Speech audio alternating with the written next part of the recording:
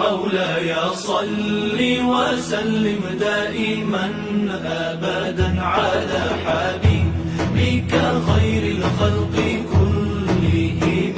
مولاي صل وسلم دائما أبدا على حبيبك خير الخلق كلهم. يا ربي بالمصطفى بلغ مقاصدنا، يا ربي بالمصطفى بلغ مقاصدنا، واغفر لنا ما مضى يا واسع الكرم.